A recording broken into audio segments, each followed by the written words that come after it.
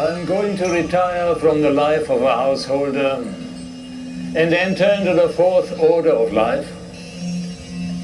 And therefore I'm intending to arrange the division of property between you and Katyayani before taking to the final stage of life, the life of renunciation. Lord, if all my possessions were to fill the entire earth, would they bring me immortality? No, dear, that could never be. You could live a life of enjoyment like others who have wealth, but there would be no hope of immortality. What then am I to do with that which cannot make me immortal? My dear Maitreyee, know that the wife loves her husband not for his sake, but for her own sake, for the sake of the self. In loving him, she loves the one who is both in her as well as in him. It is really that one whom she loves.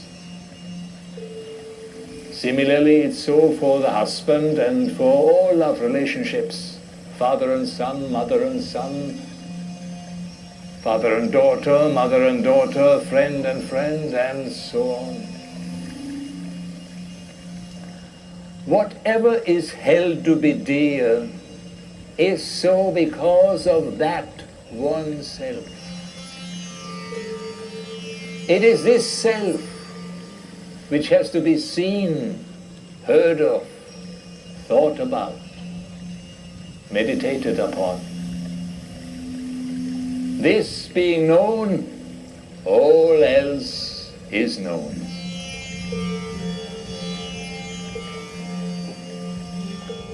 As a lump of salt thrown in water dissolves and cannot be taken out again, even so the separate self dissolves in a sea of pure consciousness, infinite and immortal.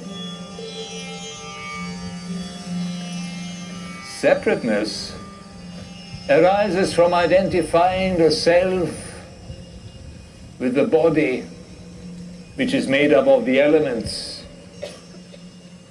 But when the physical identification dissolves, there can be no more separate self.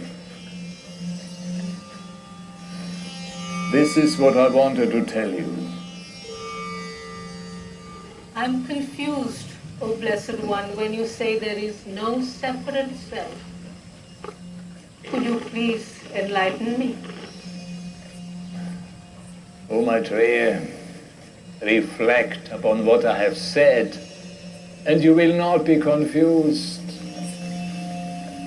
As long as there is separateness, one sees, hears, smells, speaks to, thinks of, knows.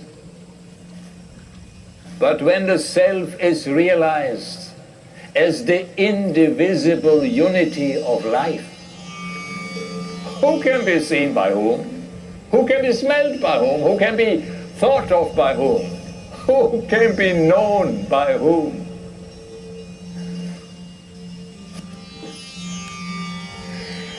No, Maitreyee, how can the knower ever be known?